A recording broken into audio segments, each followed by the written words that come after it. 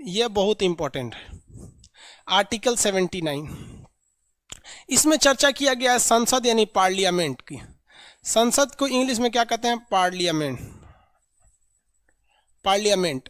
अब इसकी चर्चा किसमें है भाई? 79 में। आर्टिकल 79 किसकी चर्चा है? संसद की चर्चा है। इससे 2-3 क्वेश्चन ध्यान से समझिए। संसद शब्द कहां से आया? पार्लियामेंट शब्द भले आपको इंग्लिश का लगता होगा, लेकिन ये फ्रेंच भाषा का शब्द है।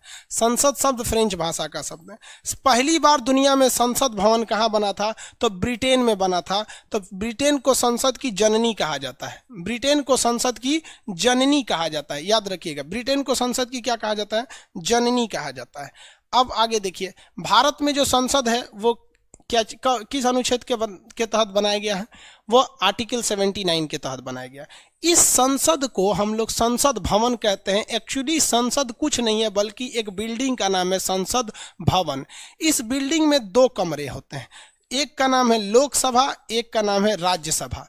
एक का नाम है लोकसभा, एक का नाम है राज्यसभा। तो कहेगा इसमें कितने सदन होते हैं? सदन मतलब हाउस। कितने हाउस होते हैं? तो 2 हाउस होते हैं, लोकसभा और राज्यसभा। हाउस कितने होते हैं? लोकसभा और राज्यसभा।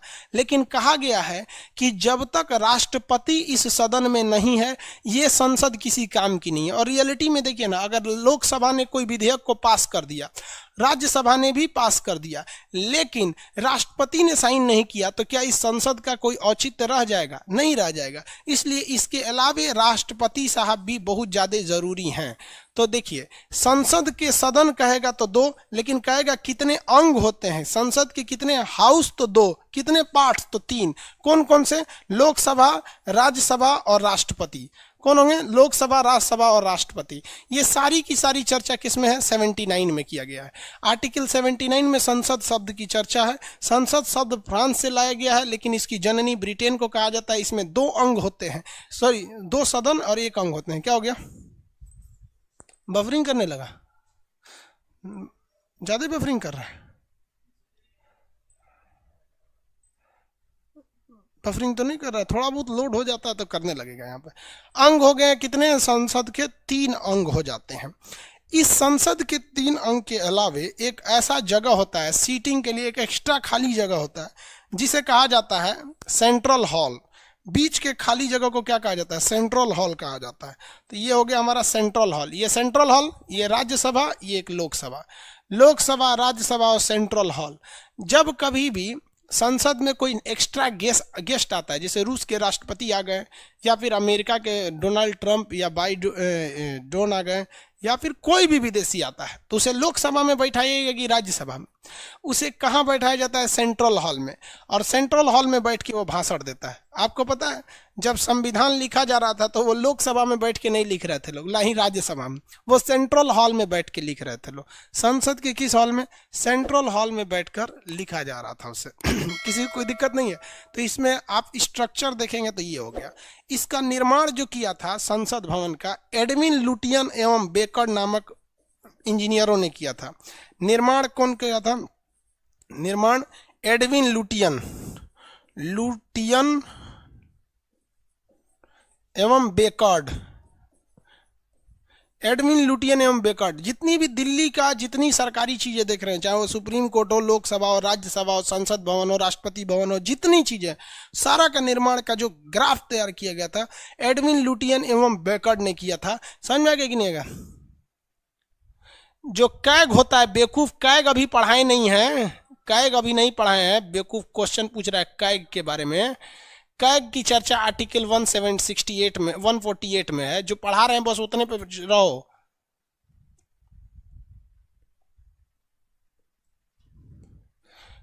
बेवकूफ साहब, जितना पढ़ा रहे हैं ना उतने पे रहो।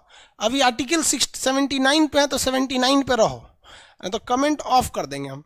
बेवकूफ पूछता है सर CAG क्या होता है? 148 पर होता है। चोट्टा कहीं का चल आया यहाँ पर पढ़ने के लिए।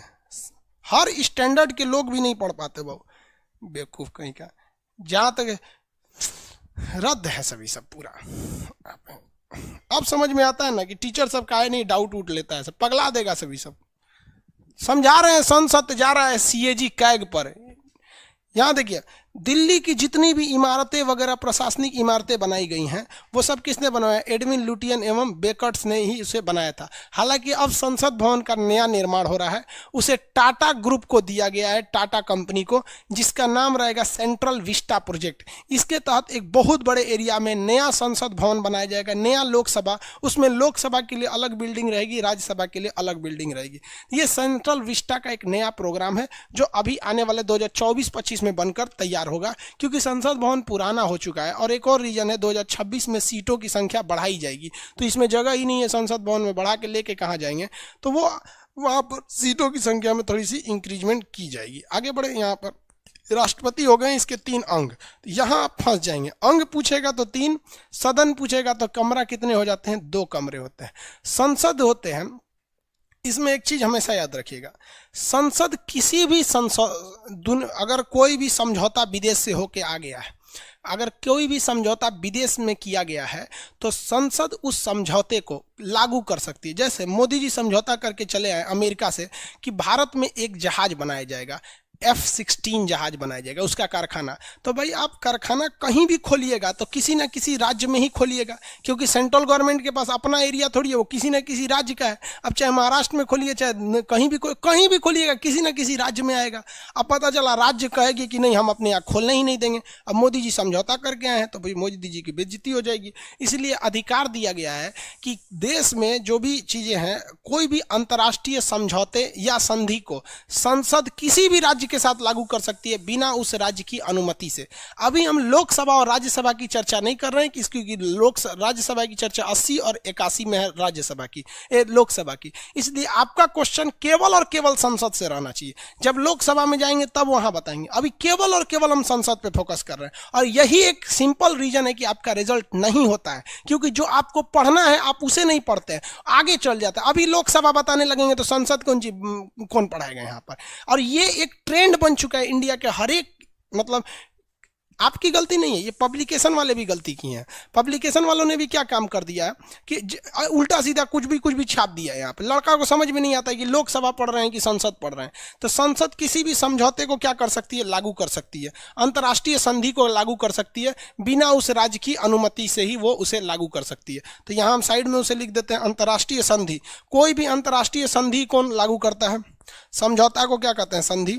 किसी भी अंतर्राष्ट्रीय संधि को कौन लागू करता है? संसद लागू करती है। क्या उस राज्य से पूछेगी? नहीं, उस राज्य से नहीं पूछेगी। इसलिए अगर हम ये कहें कि किस भारत की जो संप्रभुता है, भारत की क्या है? संप्रभुता। ये आगे बताएंगे, संप्रभुता संसद में आती है। संप्रभुता का चीज आगे है। संप्रभुता मतलब होता है कि किसी पर दबाव नहीं होता है।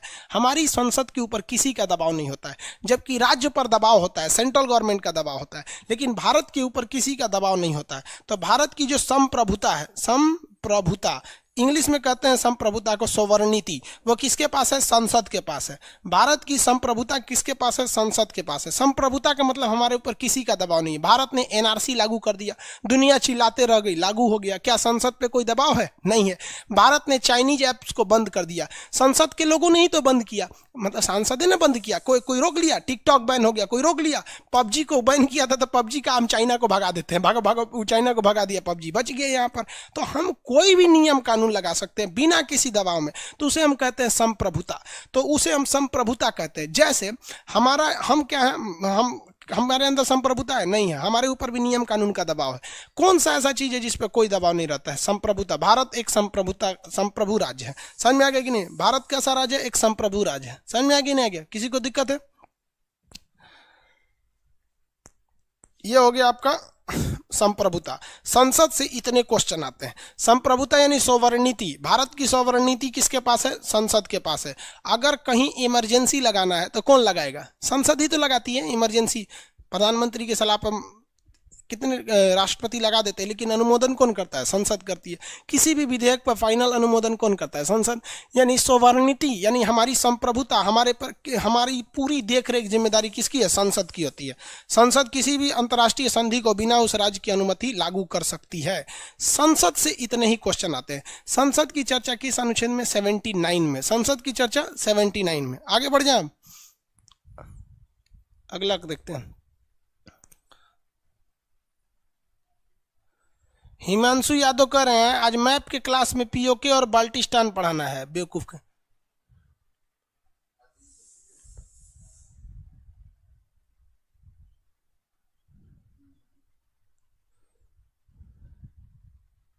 संसद की संख्या बढ़ सकती है, बेवकूफ कहीं का। संसद की संख्या बढ़ेगी, लोल कहीं का। संसद में बैठने वाले सांसदों की संख्या बढ़ जाती है। अब देखते हैं इन लोग का संसद से कोई टॉपिक है तो बोलिए।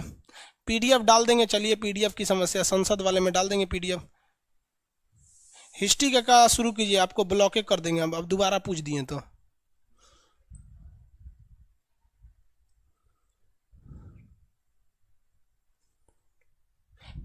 हिमांशु कुमार पूछ रहे हैं सर आपसे पढ़ने के बाद पीसीएस के लिए किसी दूसरी किताब को पढ़ने की जरूरत है क्या?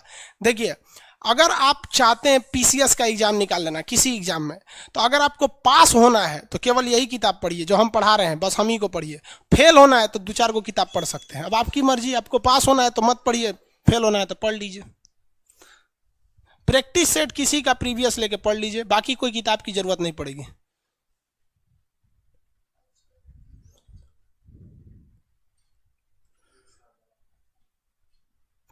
हो गया?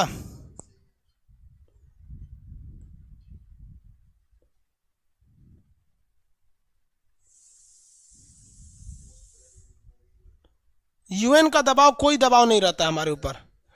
यूएन वगैरह का कोई दबाव हमारे ऊपर नहीं रहता है। ये संसद हो गया, अब इतना ही संसद से आता है। अब आप लोग कुछ चलिए देखिए ध्यान से। अब इस संसद में सेंट्रल हॉल अब हम नहीं बनाते क्योंकि सेंट्रल हॉल का कोई काम नहीं है, वो केवल बैठने के काम में आता है, उसमें कोई डिस्कस वगैरह नहीं होता है। एक होता है संसद में राज्यसभा, एक होता है लोकसभा। संसद में कितने सदन होते हैं? 2 सदन, एक लोकसभा और एक राज्यसभा। लोकसभा और राज्यसभा। लोकसभा की चर्चा दोनों में मिला के पड़िएगा। इसकी चर्चा 80 में है और इसकी चर्चा 81 में है, जबकि अगर संसद की बात करेंगे तो संसद की चर्चा 79 में है। अब शांति से बैठ के पढ़िए, देखते रहिए। अब एक ही बार समझा देते हैं। ये 80 के बाद 81 आता है, 81 लोकसभा को, और ये राज्यसभा है। इसके अलग अलग नाम भी होते हैं सब। इसे अलग अलग देशों में अलग अलग नाम से जाना जाता है। अगर आप चले जाएंगे ब्रिटेन में तो लोकसभा को हाउस ऑफ कॉमन कहा जाता है, हाउस ऑफ कॉमन। ब्रिटेन में इसे क्या कहा जाता है? House of common. जबकि अमेरिका में इसे क्या कहा जाता है? House of representative, house of representative. America में इसे हाउस ऑफ कॉमन। लेकिन लोक मतलब होता है जनता, जनता का। जनता क्या होता है? कॉमन आदमी होते हैं। तो अभी लास्ट में बताएंगे, अभी सबका बाउंस कर जाएगा। देखिए, राज्यसभा की चर्चा अनुच्छेद 80, लोकसभा की चर्चा अनुच्छेद 81। इन दोनों में आपको कॉमन चीजों को ध्यान से रख के पढ़ना है, तो आपको इजीली समझ में आ जाएगा।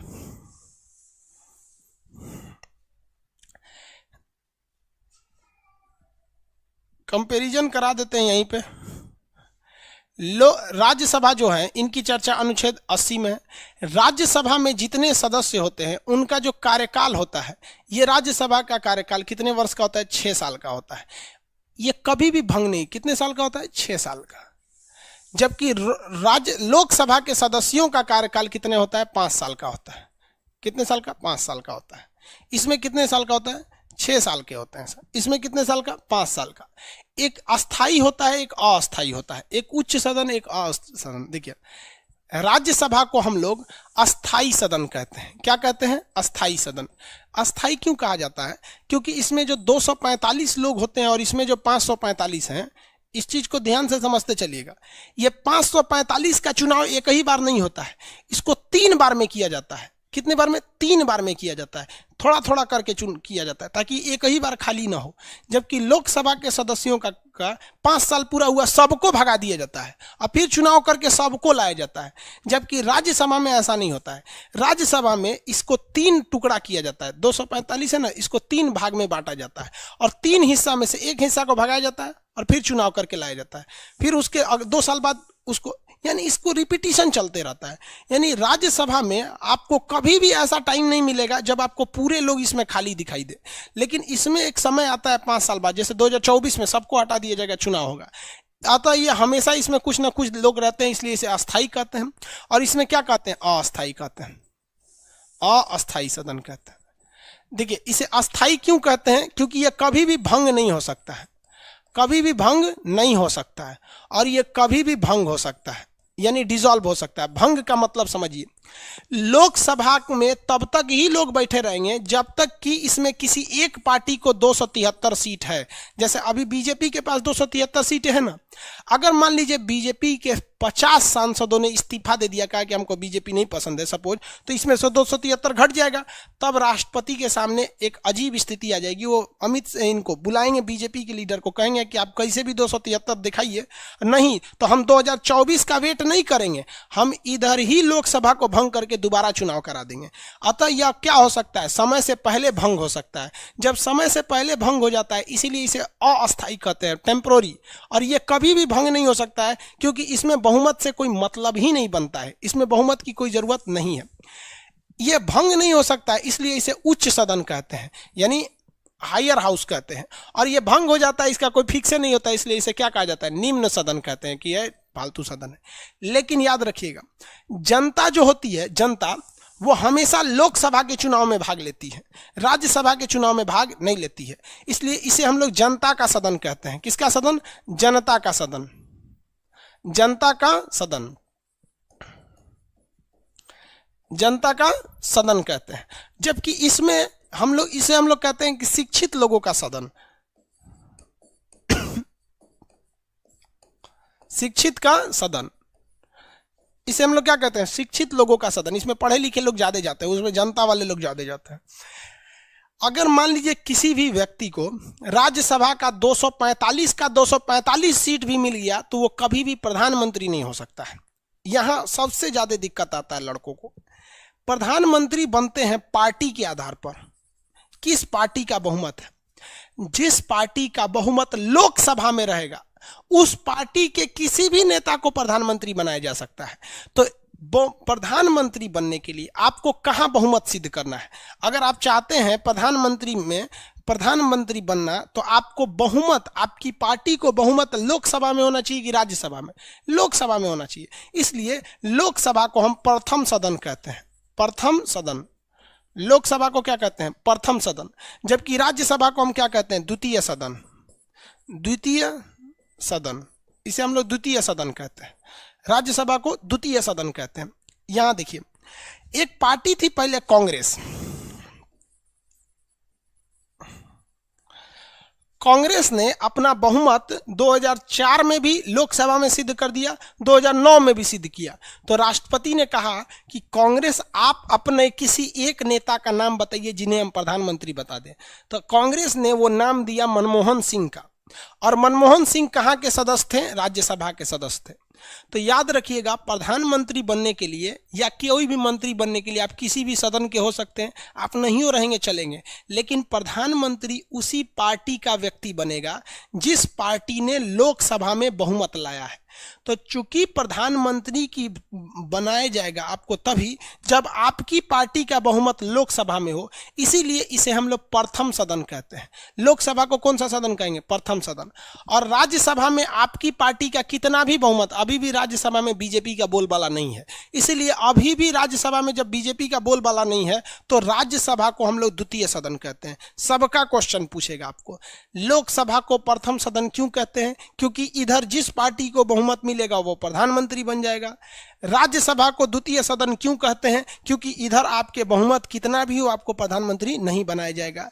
इसको जनता का सदन क्यों कहते हैं? क्योंकि इसमें जनता वोट डालती है, डायरेक्ट वोट डालती है इसमें। इसे हम लोग शिक्षित लोगों का सदन कहते हैं। समझ में आ गया कि नहीं आ गया? किसी को कोई दिक्कत है? आगे बढ़ जाए। एक बात बताइए, राज्यसभा को अस्थायी क्यों कहते हैं? क्योंकि इसे भंग नहीं किया जाता है, क्योंकि इधर प्रधानमंत्री इधर से तो कोई मतलब ही नहीं है सरकार को, इसलिए इसे भंग नहीं किया जा सकता है। और भंग नहीं होता, इसीलिए उसे उच्च सदन कहते हैं। तो ये तीनों का लॉजिक एक में है, ये तीनों का लॉजिक एक में है, और इधर भी इस तीनों का लॉजिक एक में है। इसे अस्थायी इसलिए कहते हैं क्योंकि यह क्या हो जाता है? भंग हो जाता है। और भंग हो जाने के कारण इसे हम लोग एक और नाम देते हैं, निम्न सदन। भंग हो जाने के कारण एक और नाम क्या देते हैं? निम्न सदन। ये तीनों का लॉजिक एक में है। समझ में आ गया कि नहीं आ गया?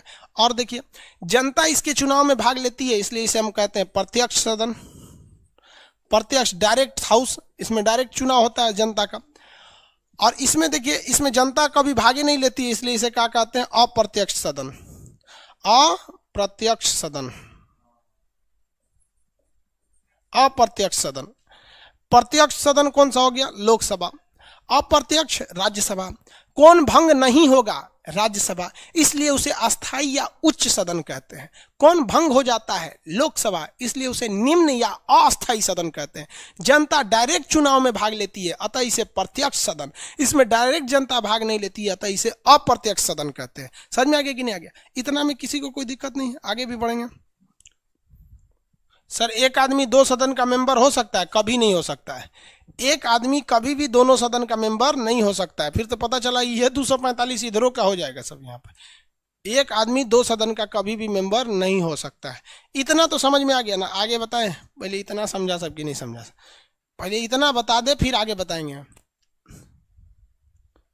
No doubt. चलिए आगे इसमें देखते हैं। इसका कार्य का इसके देखिए कहेगा कि लोकसभा के सदस्यों का कार्यकाल, तो इसके सदस्यों का कार्यकाल कितना होता है? 5 साल। और राज्यसभा के सदस्यों का कार्यकाल कहेगा तो इसके सदस्य का कार्यकाल 6 साल। लेकिन आप यहां गलती मार के आ जाएंगे। एग्जाम में कहेगा कि राज्यसभा का कार्यकाल कितना होता है, तो भैया राज्यसभा का कार्यकाल जो होता है वो अनंत होता है। राज्यसभा कभी भी खाली ही नहीं रहेगी क्योंकि ये अस्थाई सदन है। और आप मार के आ जाएंगे 6 साल। यही गलती करेंगे, याद रखिएगा। वो कहेगा कि राज्यसभा में बैठे सदस्यों का कार्यकाल कितना होता है, तो राज्यसभा में बैठे सदस्यों का कार्यकाल 6 वर्ष होता है। लेकिन कहेगा कि राज्यसभा का कार्यकाल, तो भैया राज्यसभा एक अस्थाई सदन है। दोनों में अंतर समझिएगा। राज्यसभा में बैठे हुए सदस्य जो 245 है, उनका कार्यकाल, तो उनका कार्यकाल 6 साल। लेकिन पूरे हाउस का कार्यकाल, तो पूरा हाउस कैसा है? अस्थाई है। लेकिन अगर आपसे कह दें कि इसके सदस्यों का कार्यकाल 5 साल, लेकिन जहां इसमें सरकार बहुमत खो देती है तो पूरा हाउस डिसॉल्व हो जाता है। फिर चुनाव होता है, चुनाव के बाद जिसको बहुमत होता है वो सरकार बनाती है। इनका अटल बिहारी वाजपेयी के साथ ऐसा कांड हुआ था। समझ में आ गया कि नहीं आ गया? इतना समझे, आगे बढ़े।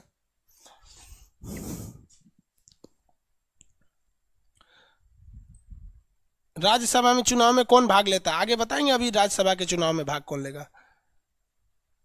डीआरडीओ वगैरह का बैच ये सब अभी नहीं आएगा।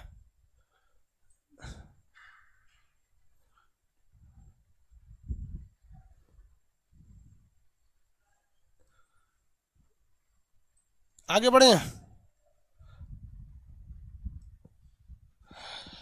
चलिए अब आगे देखते हैं। इसके अलावे और भी चीज देख लेते हैं।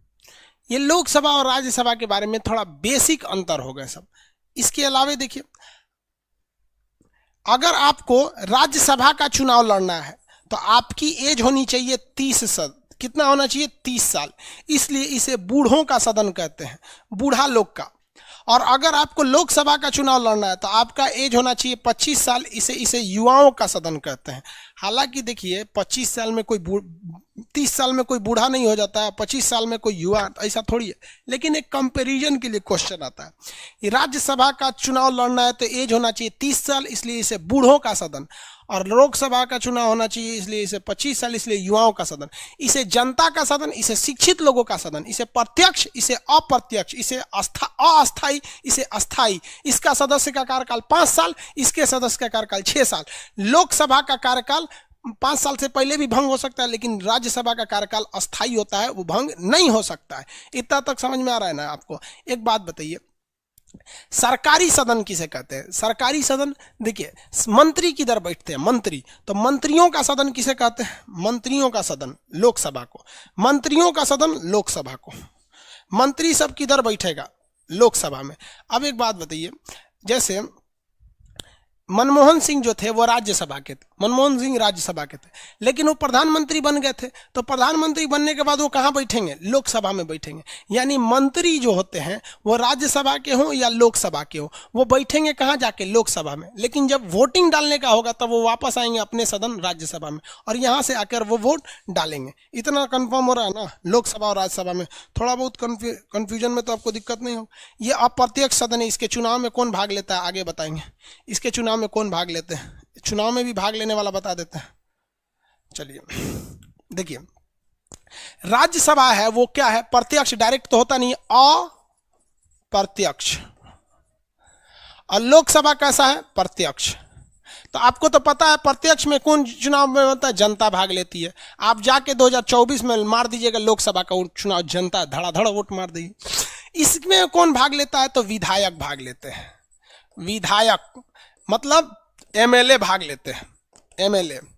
अब बताइए, अगर हमें राज्यसभा का सदस्य बनना है, हम चाहते हैं कि राज्यसभा का क्या बन जाए, सदस्य बन जाए, तो हमें जनता से वोट मांगने की जरूरत नहीं है, हमको विधायकों से वोट मांगना पड़ेगा। विधायक जी हमको वोट दीजिए, विधायक जी हमको वोट दीजिए।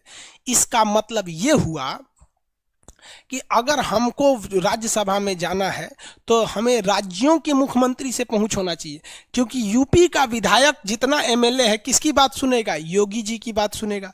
बिहार का विधायक नीतीश कुमार से, राजस्थान का विधायक गहलोत जी से, झारखंड का विधायक वहाँ के मंत्री से, फिर ममता जी से। मतलब क्या है कि अगर आपको राज्यसभा का चुनाव जीतना है तो आपको अप्रत्यक्ष, यानी आपको जनता से वोट नहीं मांगिए, जनता ने जिस विधायक को जिताया है वो विधायक आपको जिताएगा। यानी अगर हमें किसी मुख्यमंत्री से अच्छा खासा पहुंच है तो नो डाउट हम राज्यसभा का चुनाव जीत जाएंगे। जैसे मान के चलिए संसद में कोई, संसद में ये राज्यसभा, संसद में ये क्या है, राज्यसभा है। अब लालू प्रसाद यादव बिहार के मुख्यमंत्री रह चुके थे। लालू यादव जी को लगता है कि अब उनकी पार्टी को बोलने वाला इस संसद में अब कोई है नहीं उतना दमदार बोलने वाला।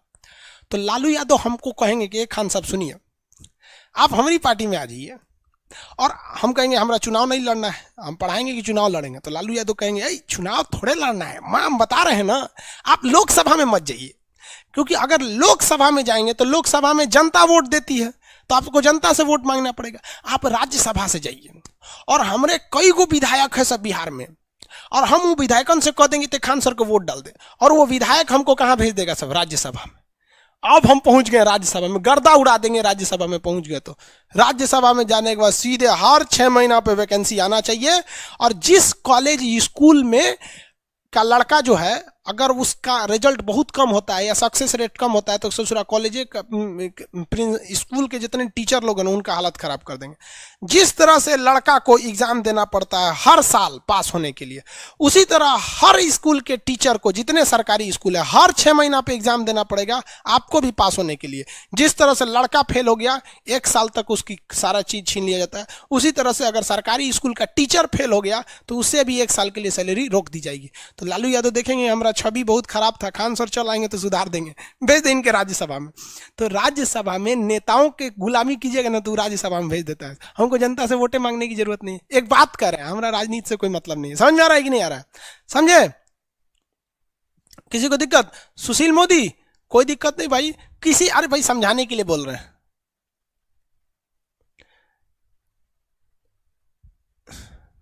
सर लोकसभा में पहले, अरे भाई अभी हिस्ट्री की चीजें बताएंगे, अभी समझा तो लेने दो। पीएम दोनों सदन में बैठ सकता है, हाँ दोनों सदन में बैठ सकता है। प्रधानमंत्री दोनों सदन में बैठ सकते हैं। सब देखिए ध्यान से, तो इतना समझ में आ गया। राज्यसभा के चुनाव में जनता भाग लेती है? नहीं भाग लेती है। क्यों? कौन भाग लेते हैं? जनता द्वारा चुने गए विधायक भाग लेते हैं। जनता द्वारा चुने गए विधायक भाग लेते हैं। आगे बढ़े, किसी को कोई दिक्कत नहीं है, आगे बढ़ जाते हैं। जनता के द्वारा चुना गया सदन लोकसभा, इसलिए जनता का सदन लोकसभा। प्रथम सदन लोकसभा। लोकसभा को प्रथम सदन क्यों कहते हैं? क्योंकि मंत्री लोग इधर बैठते हैं, इसलिए इसे क्या कहते हैं? प्रथम सदन कहते हैं।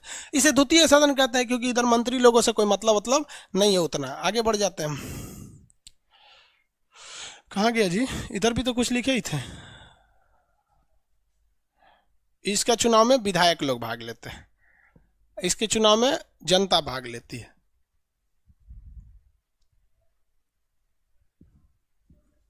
अब आगे देखिए,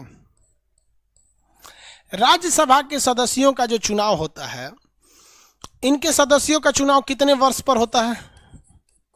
चुनाव 5 वर्ष बाद। इनके सदस्यों का चुनाव 5 वर्ष बाद। जैसे 2014 में हुआ था, 2019 में हुआ, अब 2024 में होगा। इनके सदस्य चुनाव कितने होता है? लेकिन इनका चुनाव कब होता है? हर 2 साल पे। कितने साल पर होता है? 2 साल पे। तो आप कहेंगे सर जी आप बोले तो 6 साल पर, 6 साल कार्यकाल होता है, हर 2 साल पे चुनाव कैसे होता है? देखिए यही तो मेन कॉन्सेप्ट है समझने का। जितने लोग इसको समझ गए ना उतने लोग का तो बेड़ा पार हो गया। ये कॉन्सेप्ट जो नहीं समझा गया पॉलिटी उसके हाथ से, कहते हैं गईल भैंसिया पानी में। लोकसभा, ये राज्यसभा। राज्यसभा को 3 पार्ट में बांट दिया जाता है, जबकि लोकसभा को एक ही पार्ट में रखा जाता है। 2014 में चुनाव हुआ, सब लोग घुसो रहे, 2019 में भाग भाग भाग भाग, फिर चुनाव होगा फिर आना, फिर 2024 में भाग रहे, फिर चुनाव होगा फिर आना, यानी इसको 1 बार भगाता है, 1 बार लाता है। लेकिन राज्यसभा में ऐसा नहीं होता है। राज्यसभा में खंड बाई खंड चुनाव होता है, एक बार इनका फिर एक बार इनका। तो इनका जो चुनाव होता है वो देखिए प्रत्येक 2 वर्ष पर होता है। और कितने का चुनाव होता है? 1/3, यानी हर 2 साल पर एक एक खंड का चुनाव होता है। अभी भी समझ में नहीं आया तो देखिए कैसे समझ में आएगा आपको। इसका चुनाव करा देते हैं हम 2010 में, एक कल्पना कीजिए इसका चुनाव करा देते हैं 2020 में। 3 हिस्सा में से 1 हिस्सा का चुनाव हर 2 साल पे होगा। इसका मतलब यही होता है ना, 1/3 का मतलब होता है 1/3 सदस्यों का चुनाव 2 साल पे होता है, यानी 3 हिस्सा में से 1 हिस्सा का चुनाव हर 2 साल पे कराएंगे। तो इसका 2022 में करा दिए, तो इस हिस्से का चुनाव कितने साल पे होगा? अगले 2 साल बाद। इसका चुनाव होगा 2022 में। बताइए अब इस हिस्से का चुनाव 2024 में। कब होगा? 2024 में। अगला चुनाव होगा 2026 में। तो बबुआ रे भाई 2026 में तो इनका कार्यकाल खत्म हो जाएगा। देखिए ना 2026 में इनका कार्यकाल खत्म हो गया कि नहीं हो गया? अब इनका 6 साल पूरा भी हो गया, दिख रहा है कि नहीं दिख रहा? 6 साल पूरा हो गया। फिर अगले 2 साल बाद इनका चुनाव होगा। 2026 के बाद क्या आएगा? 2028, तो इनका 6 साल पूरा हो गया। 2028 के बाद क्या आएगा? 2030, इनका 6 साल पूरा हो गया। इतना बेहतरीन ढंग से सजाया गया है ना कि आपका कार्यकाल जो है, कार्यकाल उसके साथ कोई छेड़छाड़ नहीं है। 6 साल आपका कार्यकाल है ही है, देखिए ना सब 6 साल बाद जा रहे हैं। लेकिन जो चुनाव होता है वो 1/3 सदस्यों का प्रत्येक 2 साल पर होता है। 1/3 सदस्यों का चुनाव प्रत्येक 2 साल पर होता है, सेटिंग करने के लिए कि हमेशा यहां कोई ना कोई मौजूद रहे। संसद पूरा खाली होना ठीक नहीं होता है, क्योंकि मान लीजिए लोकसभा का चुनाव, लोकसभा में बहुमत खत्म हो गया, लोकसभा भंग हो गया, सपोज लोकसभा भंग हो गया तो लोकसभा में कोई है ही नहीं है, और इधर राज्यसभा भी खाली हो जाएगा, उधर चाइना हमला कर देगा, तो संसद के पास संप्रभुता है, डिसीजन लेने की क्षमता, कोई है ही नहीं है, तो लेगा कौन? इसलिए इतना याद रखिएगा कि राज्यसभा में कभी भी पूरी सीटें खाली नहीं होती हैं। इनका चुनाव प्रत्येक 2 साल पर होता है, लेकिन 2 साल पर चुनाव पूरे राज्यसभा का नहीं होता है, बल्कि केवल 1/3 सदस्य यानी 3 हिस्सा में से केवल 1 हिस्सा का होता है। लेकिन सदस्यों का कार्यकाल कितना रहेगा? 6 वर्ष ही रहता है। समझ में आया कि नहीं आ गया? किसी को दिक्कत?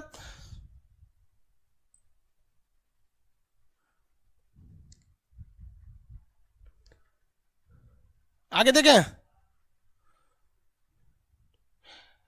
अपने एरिया के लोग वोट देते हैं जी। अगर हम राज्यसभा से चुनाव जीतना चाहते हैं तो केवल अगर बिहार से हम राज्यसभा का सीट में जाना चाहते हैं तो बिहार के विधायक लोग वोट देंगे। राजस्थान वाले काहे देंगे? लोग राजस्थान वाला राजस्थान की सीट के लिए देगा। अब मोदी जी को बनारस की जनता वोट दिया, आप थोड़े दिए हैं। आगे बढ़े।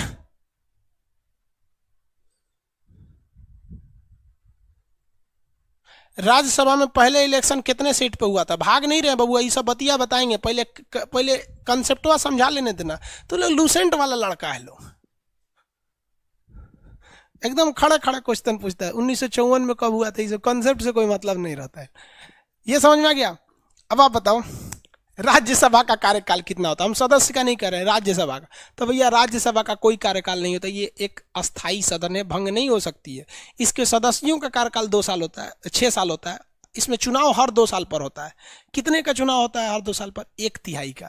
कितने का? 1/3 का चुनाव होता है। यानी कहेगा कि राज्यसभा के सदस्यों की सीट, राज्यसभा में सीटें जो खाली होती हैं कितने साल पर होती हैं? तो हर 2-2 साल पर सीटें खाली होती है। क्या पूरा खाली हो जाती है? नहीं, 1/3 सीटें खाली होती है। 1/3 यानी 3 हिस्सा में से केवल 1 हिस्सा खाली होता है, यानी 2 हिस्सा हमेशा बना रहता है। किसी को कोई दिक्कत नहीं। यही 2 हिस्सा मिलकर इमरजेंसी में कोई डिसीजन ले सकते हैं सब। राज्यसभा का चुनाव में जनता भाग नहीं लेती है, राज्यसभा के चुनाव में जनता भाग नहीं लेती है।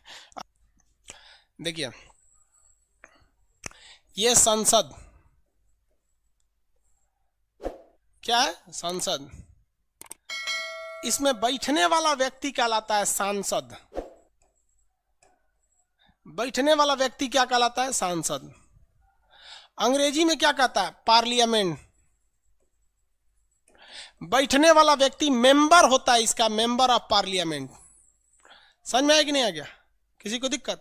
ये घरवा का नाम है संसद, बैठने वाला व्यक्ति सांसद। मोदी जी क्या है? सांसद, यानी MP है, member of parliament, member of parliament. ये है राज्यसभा और ये है लोकसभा। इधर बैठेगा तो कहलाएगा MP लोकसभा, इधर बैठेगा तो क्या कहलाएगा? MP लोकसभा। और इधर बैठेगा तो मेंबर ऑफ पार्लियामेंट तो इधर भी है, लेकिन क्या कहलाएगा? राज्यसभा। दोनों एक ही कहलाते हैं सब, इधर भी MP इधर भी MP, बट अंतर क्या है? MP लोकसभा और ये MP राज्यसभा है। तो संसद और सांसद में अंतर समझ में आ गया। मोदी जी भी सांसद है, ये भी सांसद है। आगे बढ़े, जैसे स्मृति ईरानी, अमित शाह को देखिए, स्मृति ईरानी को, स्मृति ईरानी भी क्या MP है, बट वो MP कहाँ की है? राज्यसभा की है। मोदी जी भी MP है, बट वो MP कहाँ के हैं? लोकसभा का, लोकसभा से। समझ में आ रहा ना? बहुत इजी चीज होता है ये। एक चीज देखिए, राज्यसभा से आपको एक राजाओं का प्रतीक हो रहा है कि दूसरा इसमें राजा महाराजा रहते हैं सब, लग रहा है, इसीलिए इसे हाउस ऑफ लॉर्ड कहा जाता है, हाउस ऑफ लॉर्ड। क्योंकि इसमें ना लॉर्ड जो जाते हैं हाउस ऑफ लॉर्ड में, बड़े बड़े लोग जाते हैं, क्योंकि जिनका पहुंच होता है। जैसे हमको राज्यसभा से जाना है तो जनता से पहुंच थोड़ी ना, बड़े बड़े लोगों से पहुंच होगा, विधायक उधायक से हमको पहुंचा देगा। इसलिए लंदन वाले इसे क्या कहते हैं? House of Lord. UK, Britain को शॉर्टकट में क्या कहा जाता है? यूके। इसे क्या कहते हैं लोग? House of lords, house of lords. बड़े बड़े लोगों का, भाई भगवान टाइप के लोग होते हैं। और इधर लोकसभा है, लोक मतलब क्या होता है? आम पब्लिक। इसलिए ब्रिटेन वाले इसे कहते हैं house of common man, house of common man नहीं बोलते हैं, कॉमन कहते हैं। तो ब्रिटेन वाले इसको क्या कहेंगे? House of lords and house of common. America वाले क्या कहते हैं? यूएस वाले इसे क्या कहते हैं? सीनेट कहते हैं। क्या कहेंगे? सीनेट कहते हैं। और इसे क्या कहते हैं अमेरिका वाले? लोकसभा को। तो इसे कहा जाता है हाउस ऑफ रिप्रेजेंटेटिव। रिप्रेजेंटेटिव मतलब होता है कि प्रतिनिधि करने वाला। तो यहाँ जनता के प्रतिनिधि करने वाले बैठते हैं। तो हम लोग को भी पता है, सिंपल है यार, इंग्लिश कर दिया है बस उसको। यहाँ कॉमन आदमी जनता चुनाव में भाग लेती है। हम लोग इसको क्या कहते हैं? इसे हम लोग कहते हैं जनता का सदन। और इसे क्या कहते हैं? शिक्षित लोगों का सदन। शिक्षित लोग रहते हैं, लोग ज्यादातर इधर शिक्षित जाते हैं। तो जनता कॉमन आदमी होती है। ब्रिटेन वाले इसी को कहते हैं हाउस ऑफ कॉमन। अमेरिका जनता का प्रतिनिधि, सांसद हमारा प्रतिनिधि है। तो अमेरिका वाले क्या कहते हैं? यूएसए वाले कि हाउस ऑफ रिप्रेजेंटेटिव। इधर क्या है? शिक्षित लोगों का है। शिक्षित लोग लॉर्ड भगवान टाइप के होते हैं। तो ये हो गया हाउस ऑफ लॉर्ड। इस तरीके इसको क्या हो गया? House of lords. ऐसे क्या कहेंगे? सीनेट कहते हैं। समझ में गया कि नहीं? अमेरिका में कहेगा एक सीनेटर है तो समझिएगा राज्यसभा का है, कहेगा रिप्रेजेंटेटिव है तो इधर का हो गया। समझ में आ गया आपको? सीनेट।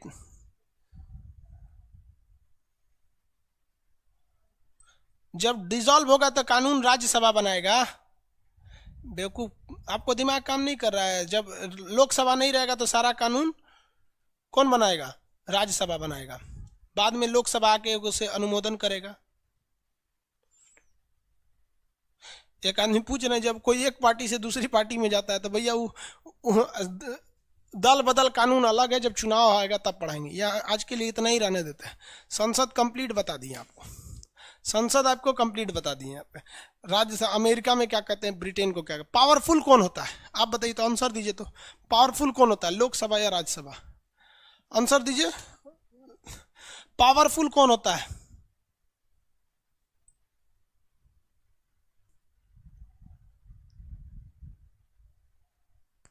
और ठीक है बाबू, सही बात बोले। हम यहाँ गलती से एग्जाम्पल बोल दिए थे स्मृति ईरानी का। स्मृति ईरानी गलती से, सॉरी बाबू, स्मृति ईरानी एक्चुअली अमेठी से लोकसभा की हैं। गलती से हम बोल दिए, मिस्टेक हो गया, समझे? बहुत अच्छा, आप लोग ध्यान रखिएगा इसका। कभी कभी मिस्टेक हो जाता है, बट कंसेप्ट ध्यान से समझिए। स्मृति ईरानी लोकसभा की सदस्य राहुल गांधी को हराई थी। पावरफुल कौन होता है? दोनों बोल रहे हैं। पावरफुल लोकसभा होता है। पावरफुल जब भी होता है लोकसभा होता है। रीजन क्या है कि इनके पास संख्या ज़्यादा होती है, 545 लोग होते हैं, उनके पास 245 होते हैं। कभी भी वो पावरफुल रहेंगे सर। लोकसभा हमेशा पावरफुल रहता है। चलिए यहाँ पे अब थोड़ा सा हम आपको बता देते हैं आगे। संसद में ये लोकसभा है और ये राज्यसभा है। सारे के बारे में हम डिटेल से बताए थे आप लोग को। इसमें 545 होते हैं, इसमें 245 होते हैं। पीओके के लिए 5 चीज़ें छोड़ दी जाती है।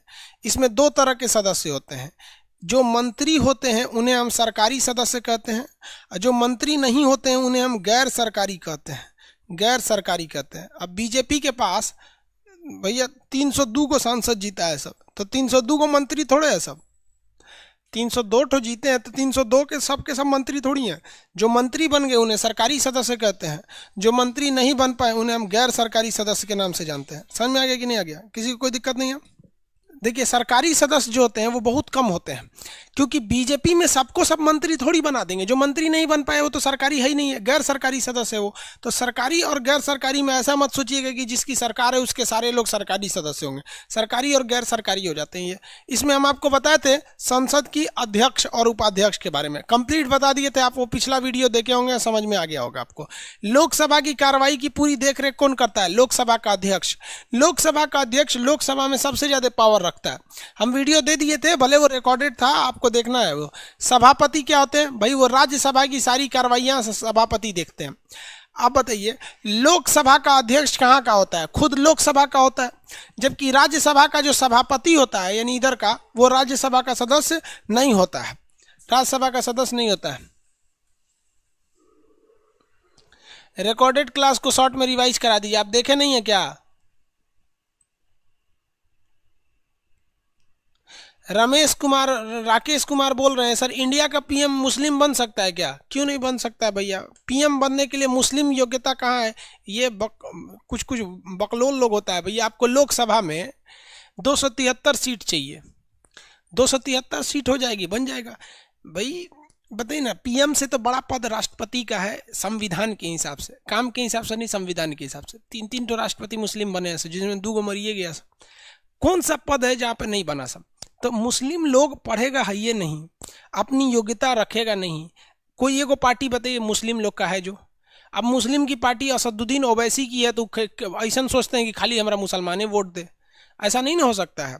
तो आप बढ़िया से बनाइए पार्टी जिसमें हिंदू मुस्लिम सब वोट दे, आप जाके बन जाइए।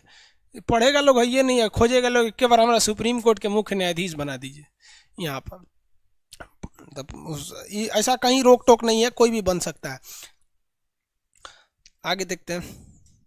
पीडीएफ ओपन नहीं हो रहा है, कोई समस्या होगी? रिकॉर्डेड क्लास का साउंड सही नहीं था, थोड़ा सा प्रॉब्लम हो जाता है रिकॉर्डेड वाले में।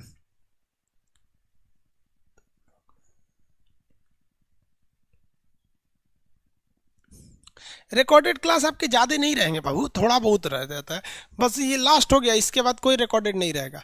आगे देखिए, हम समिति तक रिकॉर्डेड में बता दिए थे। समिति में सबसे महत्वपूर्ण समिति थी वित्तीय समिति, उसमें 3 समितियां थी, हम उसको रिवाइज कर देते हैं फिर आगे समझ आते हैं। एक समिति थी जिसका नाम था प्राक्कलन समिति। प्राक्कलन समिति या एस्टीमेट समिति। प्राक्कलन समिति में 30 सदस्य होते हैं और 30 के 30 सदस्य लोकसभा के होते हैं। इनका काम क्या हो जाता है? बजट तैयार करना और धन निकालना।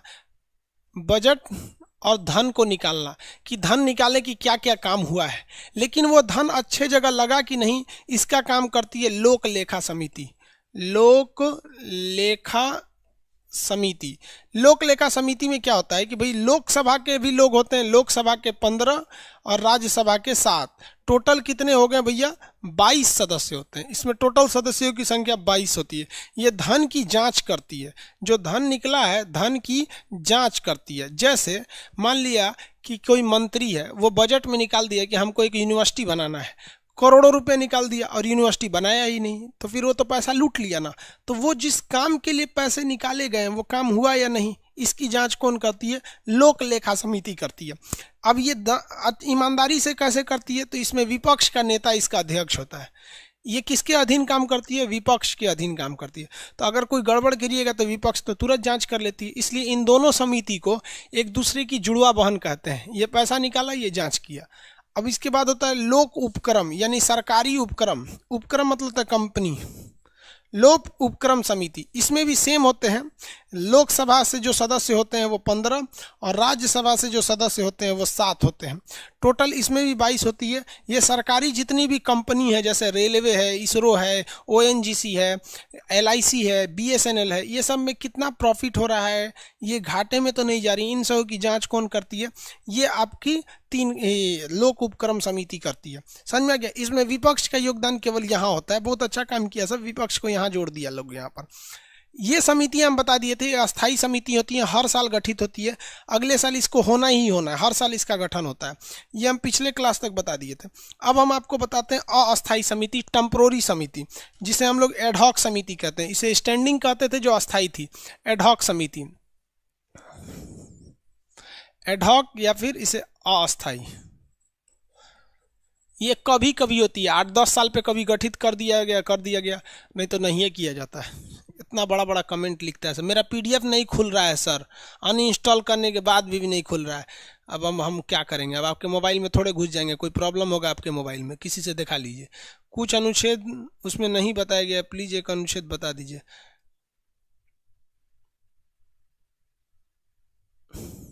आपको 2 ठो पीडीएफ है, एक अनुच्छेद, एक आपका फ्री पीडीएफ में होगा जिसमें आपको आर्टिकल 1 से लेके 395 तक लाइन बाय लाइन लिखा होगा, आप उससे मैच कर लीजिए, दोनों में मैच कर सकते हैं। समझ में आ गया कि नहीं? आगे देखें, देखिए अब ये अस्थाई समिति जो होती है, एडहॉक समिति, इसका काम क्या होता है? देखिए वो ये कभी कभी गठित होती है, हमेशा इसका गठन नहीं होता है, रियर जब कभी जरूरत पड़ेगा तो ही इसका गठन किया जाता है। ये कभी एडहॉक का मतलब ही होता है, जैसे एक टीचर भी होते हैं लोग, एडहॉक पे रखा जाता है। जैसे किसी यूनिवर्सिटी में टीचर की कमी रहती है ना, तो एडहॉक पे रख ले लेता है, टेम्पोररी। ये 2 तरह से होगी, 2 तरह की होगी, एक होती है प्रवर समिति, एक होती है संयुक्त प्रवर समिति, और एक होती है, देखिए इधर हो जाएगा प्रवर, ये भी 2 टाइप की होगी भाई। यहाँ पे यहाँ कंफ्यूज मत होइएगा, एक होती है प्रवर समिति और एक होती है संयुक्त प्रवर समिति, दोनों एक ही है, संयुक्त प्रवर समिति। प्रवर में क्या होता है कि लोकसभा से 30 सदस्य होते हैं और राज्यसभा से 30 सदस्य होते हैं, अलग अलग होती है। जबकि संयुक्त प्रवर में क्या होता है, लोकसभा से 30 रहेंगे और राज्यसभा से 15, दोनों मिल के साथ काम करेंगे और एक ही रिपोर्ट बनाएंगे, तो उसे कहेंगे संयुक्त। और ये अलग रिपोर्ट बनाएगा, ये अलग रिपोर्ट बनाएगा, तो उसे कहते हैं कि प्रवर समिति। इसका काम क्या होता है, ये किसी भी कानून या विधेयक, कानून की जांच करती, कानून या कोई भी विधेयक की जांच करती है, ये वाला काम करती है। जैसे सीएए कानून बड़ी विवादित रहा था, जीएसटी चौपट कानून, मतलब चौपट नहीं, कुछ इसमें चीज़ें गलत है जीएसटी वाला में यहाँ पर, तो इस पर अगर कोई गहन जांच करना है तो उसके लिए कभी कभी हम, हर कानून में तो विवाद होता नहीं है, कभी 5-6 साल पे कुछ ऐसे कानून आ जाते हैं जिसपे विवाद हो जाते हैं, तो उस कानून को हम किस समिति के पास भेज देते हैं, प्रवर समिति। अगर चाहते हैं कि नहीं लोकसभा का क्या राय है और राज्यसभा का क्या राय है, अलग अलग जानना है, तो हम प्रवर समिति के पास भेजेंगे। और चाहते हैं कि नहीं हम दोनों का राय मिला जुला के देखें, तो उसे संयुक्त प्रवर समिति में भेज देते हैं। तो लोकसभा में संख्या ज़्यादा इसलिए उसके मेंबर ज़्यादा, राज्यसभा में संख्या कम इसलिए उसके मेंबर कम, तो ये 45 सदस्य हो जाते हैं। इनका काम केवल और केवल विधेयकों की जांच करना है कि ये विधेयक सही है नहीं, और ये 3 महीने में रिपोर्ट दे देते हैं कि इस विधेयक में क्या सुधार करना है और क्या नहीं। जीएसटी में तो आज तक सुधार हो ही रहा है।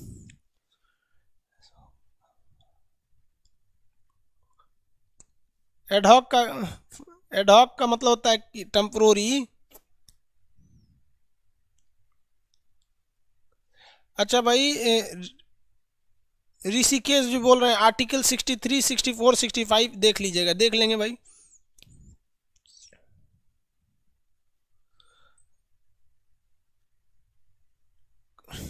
आर्टिकल 90, 91, 92 कवर नहीं किया गया है। वो 90, 91, 92 आपको बोल रहे हैं ना कि आपका जो फ्री पीडीएफ सेक्शन है उसमें आर्टिकल 1 से लेके 395 देख लीजिएगा।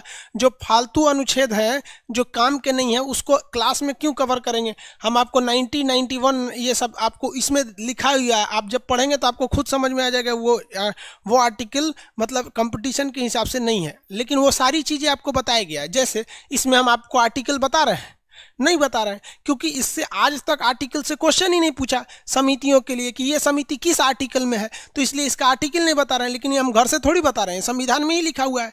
तो जो चीज़ें कभी एग्जाम में पूछी ही नहीं, अगर वो बता देंगे तो फिर पॉलिटी आपके लिए बोझ बन जाएगी। समझ में आएगी नहीं आ गया। अब 395 का हम हर एक चीज़ बताएंगे, कुछ भी नहीं छोड़ेंगे, लेकिन आर्टिकल पे फोकस वहीं करेंगे जो कभी एग्जाम में या इंटरव्यू में या कहीं पूछा जाता है। समझ में आ रहा है कि नहीं आ रहा। चलिए देखिए, अब ये हो गया आपका प्रवर समिति। दूसरी टाइप की जो समिति होती है वो संसदीय होती है, और ये भी दो टाइप की होती है। संसदीय समिति भी दो टाइप की। अगर संसद के अलग अलग विचार जानना है तो संसदीय, नहीं तो संयुक्त संसदीय। संयुक्त संसदीय, ये संयुक्त प्रवर था और ये संयुक्त संसदीय हो जाएगा। इसमें भी सेम, अगर आपको लोकसभा और राज्यसभा का अलग अलग विचार जानना है तो दोनों के लिए अलग अलग बनाइए, और मिला जुला विचार जानना है कि लोकसभा क्या सोचती है इस मैटर पे और राज्यसभा क्या सोचती है, तो लोकसभा का 30 और राज्यसभा का 15, यानी टोटल ये 45 लोग मिलकर रिपोर्ट बनाएंगे। ये क्या करती है, ये घोटाले की जांच करती है।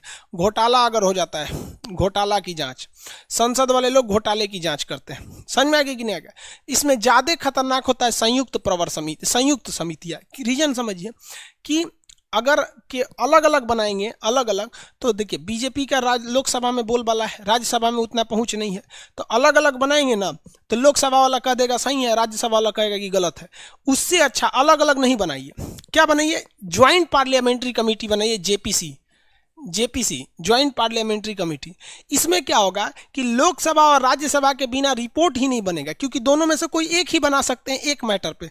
जैसे राफेल घोटाला, राफेल ये तो सबको पता है कि भैया घोटाला है। इसमें घोटाला इस तरह से नहीं किया गया है। रिलायंस कंपनी के ऊपर 30,000 करोड़ का जुर्माना लगा था फ्रांस में, रिलायंस ने उस 30,000 करोड़ को माफ कर दिया और इधर राफेल की संख्या को घटा दिया। तो इसके लिए जेपीसी का गठन करेंगे तो बीजेपी का मतलब जो बहुमत है वो लोकसभा में और राज्यसभा में बीजेपी का नहीं है। तो अगर दोनों मिलके कमेटी बनाएंगे तो वो भी अपनी बात को लिख देगा कि नहीं कहाँ कहाँ घोटाला हुआ है, तो जेपीसी गठन ही नहीं किया गया यहाँ पर। तो ये वाला थोड़ा सा ना ज्यादा होता है। किसी एक मैटर पे आपको या तो संसदीय बनाना पड़ेगा या तो संयुक्त संसदीय बनाना पड़ेगा, दोनों नहीं बना सकते। जैसे राफेल घोटाला था, बफोर्स तोप का घोटाला था, कॉमनवेल्थ का घोटाला था। पहले तो बड़ी घोटाला होते थे देश में। देश का पहला घोटाला जीप घोटाला था, जो रक्षा मंत्री के मेनन ने किया था, कृष्णा मेनन ने कर दिया था। समझ में आ गया कि नहीं आ गया? तो ये संयुक्त, ये कभी कभी गठित होती है जब कभी कोई ऐसा विधेयक आ जाए जो चौपट रहे, जिसको समझ में नहीं आए, तो उसे समझने के लिए प्रवर समिति, अलग अलग रिपोर्ट देखना है तो प्रवर समिति, एक ही में रिपोर्ट देखना है तो संयुक्त प्रवर समिति। दोनों का स्ट्रक्चर सेम, इसमें 30-30, इसमें 30+15। और अगर कोई घोटाला हो गया उसकी जांच करना है, अलग अलग रिपोर्ट चाहिए, तो फिर संसदीय समिति। एक दोनों लोग मिलकर रिपोर्ट बनाए तो जेपीसी, संयुक्त संसदीय समिति। तो ये समिति होती है। तो पहले के क्लास में हम आपको अस्थाई समिति बना दिए हैं और अभी के क्लास में अस्थाई समिति बना दिए। दोनों की दोनों समितियां बता दी आपको, किसी को कोई दिक्कत नहीं है। चलिए अब आगे देखते हैं हम लोग, इसको हटा देते हैं। संसद की कार्रवाई देखते हैं। संसद के अंदर क्या क्या होता है उसे को कहते हैं हम लोग संसद की कार्रवाई। संसद की कार्रवाई, संसद में क्या क्या हो रहा है देखते होंगे, हंगामा वगैरह सब हो जाता है। संसद की कार्रवाई, संसद की कार्यवाही। अब इसमें कई आर्टिकल आ जाते हैं संसद की कार्रवाई में। संसद के अगर क्या क्या काम होता है उसे हम लोग कहते हैं संसद की कार्रवाई। तो संसद स्टार्ट होता है 11 बजे, ये टाइमिंग चेंज हो जाती है ठंडी के दिन में वगैरह, लेकिन एवरेज ये संसद स्टार्ट होता है 11 बजे। संसद का पहला घंटा चालू होता है 11 से 12। इस घंटे को हम लोग कहते हैं क्वेश्चन आवर या प्रश्नकाल। क्या कहेंगे? प्रश्नकाल। ये प्रश्न काल पूछे जाते हैं। समझ में आ गया? क्वेश्चन आवर में क्या पूछना है आपको? प्रश्न पूछना है। लेकिन आपको बताइए, आपको एग्जाम लेने से पहले बता दिया जाता है ना कि एग्जाम होगा। ऐसा तो थोड़ी है कि आपको मान लीजिए कि बीपीएससी या दरोगा कह दे कल एग्जाम हो जाएगा, ऐसा नहीं ना हो सकता। तो एग्जाम से पहले आपको सूचना दे दिया जाता है। उसी तरह से प्रश्न काल में जो क्वेश्चन पूछना है उसको 10 दिन पहले आपको इसकी सूचना संसद का एक अधिकारी होता है जिसे कहते हैं महासचिव, ये आईएएस रैंक का अधिकारी होता है महासचिव। तो ये महासचिव को 10 दिन पहले सूचना देनी होती है। यानी प्रश्नकाल, संसद का पहला घंटा प्रश्नकाल होता है। मोदी जी इस प्रश्नकाल को घटा रहे हैं, लेकिन अभी भी 1 घंटे का ही मोदी जी का कहने की प्रश्न का पूछता है हमसे, तो ये घटा रहे हैं अभी इसको। तो प्रश्नकाल जो होता है और वो कह रहे हैं कोरोना को लेकर, चलिए भाई कोरोना को लेकर घटा रहे हैं, कोई दिक्कत नहीं, लेकिन रैली का टाइम अभी घटाना चाहिए। तो 11 से 12 का पहला घंटा क्वेश्चन आवर या प्रश्नकाल कहलाता है। इसमें आपको कोई क्वेश्चन पूछने से पहले 10 दिन पहले महासचिव को बताना होता है कि हम ये क्वेश्चन पूछेंगे, ताकि महासचिव मंत्री को कह सके कि आप इसका जवाब लाइए। समझ में आ गया? इसमें जितने क्वेश्चन पूछे जाते हैं वो मंत्रियों से पूछे जाते हैं। किससे पूछे जाते हैं? मंत्रियों से, क्योंकि डिपार्टमेंट मंत्री के ही हाथ में होता है। अब जैसे मान लीजिए कि रेल व्यवस्था खराब है, तो आप रक्षा मंत्री से थोड़े पूछेंगे, रेल मंत्री से पूछेंगे। तो इसमें कई टाइप के जो प्रश्न पूछे जाते हैं वो समझते हैं।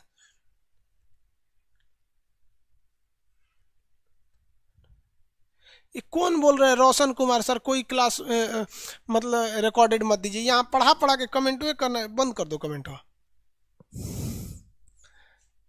आदमी कमेंट की ओर ध्यान से देखता है ना कि बच्चों का कोई क्वेश्चन का प्रॉब्लम होगा, ये सब उल्टे सीधा बोलते रहता है। सब 20 बार बोल दिए बाबू रिकॉर्डेड नहीं जाएगा, कुछ प्रॉब्लम थे इस वजह से आदमी रिकॉर्डेड डाल दिया, नेट का प्रॉब्लम। तो इनको कहानी सुनाओ बैठ के। आधे आदमी पढ़ाई की, आधा इन लोग को नौटंकी सुने। सबसे अच्छा रिकॉर्डेड रहता है पढ़ा के चल जाओ, नौटंकी सुनने का जगह नहीं। बाबू हम आपको बता दें, केवल 5% कमेंट जो होते हैं वो काम के रहते हैं।